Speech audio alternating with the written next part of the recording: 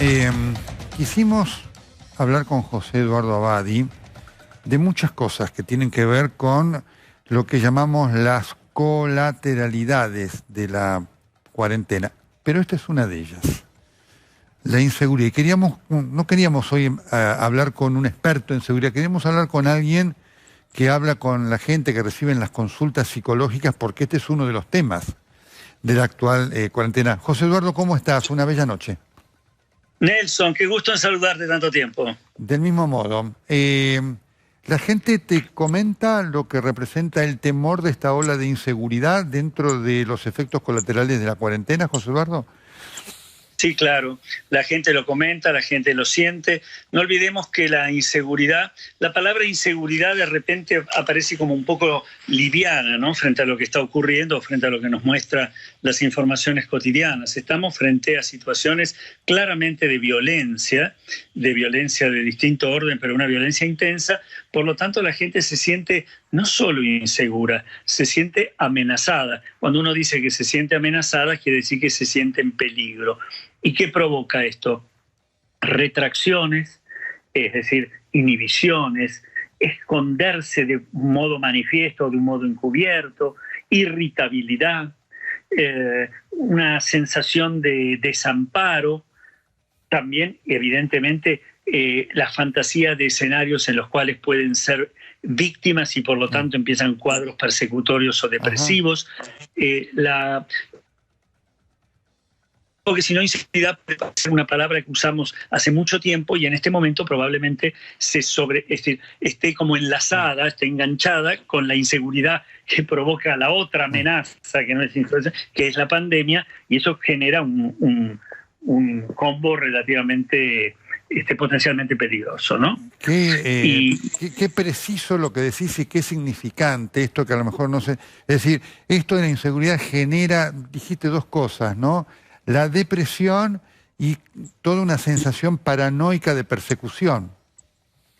Claro, paranoica sería si fuera delirante. En realidad lo que genera es una tensión persecutoria que puede estar en determinados momentos sobredimensionada, pero no ajena a la realidad.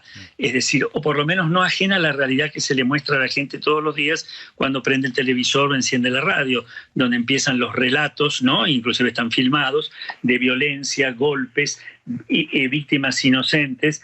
Esto es muy, muy fuerte, porque ¿cuál es la sensación que se tiene cuando esto es cotidiano y cuando sabemos del aumento? La fantasía consciente o inconsciente es, ¿y a mí cuándo me toca? Claro.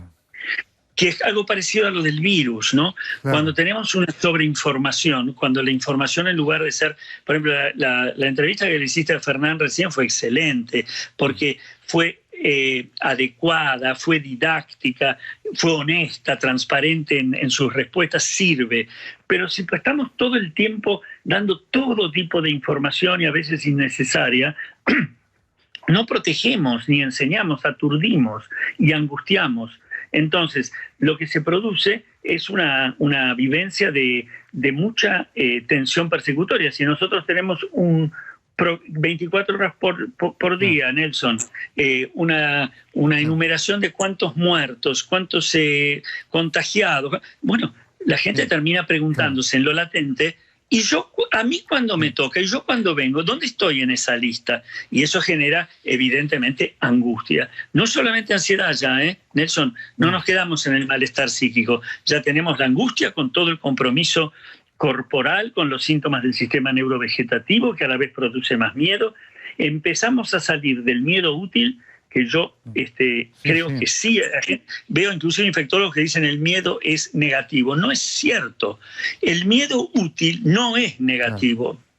El miedo útil nos enseña a dimensionar adecuadamente a qué nos enfrentamos y a elegir las herramientas adecuadas para poder justamente hacernos cargo de eso. Lo que es inútil, lo que protege el miedo útil de lo inútil, es el pánico, que es otra cosa. Ahora, porque ahí quedamos capturados. Qué importante es lo que marcás, José Eduardo. Frente a esto, también te quería preguntar, porque tenemos este miedo, esta diferencia que vos marcás, Y también, porque vos lo recibirás, esta consulta desafiante de aquellos que dicen, bueno, yo voy a violar la norma y no la voy a cumplir, porque eso también forma parte de una realidad que complica el todo. Sí, qué buena pregunta. Yo creo que aquí hay varias cosas, Nelson. Por un lado, por favor, admitamos, nadie deja de admitirlo, no estoy diciendo ninguna novedad, pero 140 días de cuarentena, el daño psíquico de salud mental es inevitable. Por lo tanto, no se puede pretender que no haya síntomas, no se puede pretender que no haya conductas inadecuadas, no se puede pretender que no se acentúen los síntomas que estaban previos en el terreno predisponente. Es una situación muy delicada, es indudablemente un acontecimiento dramático y por momentos extremadamente dramático que exige lo que exige, pero no pensemos que podemos transitarlo sin también consecuencias serias cuando ya son 140 días.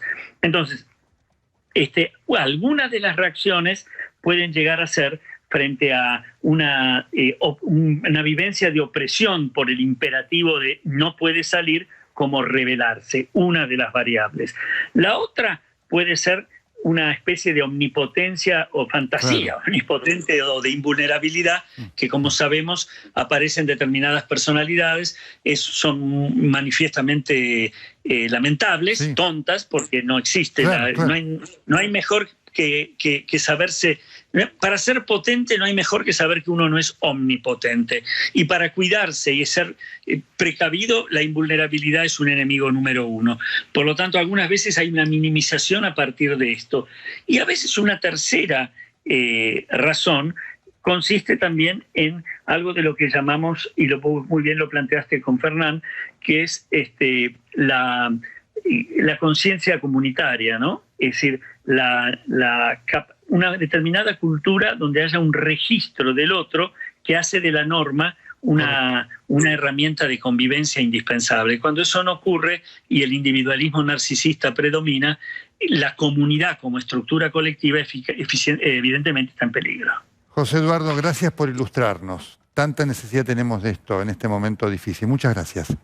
Un abrazo, Nelson. A vos.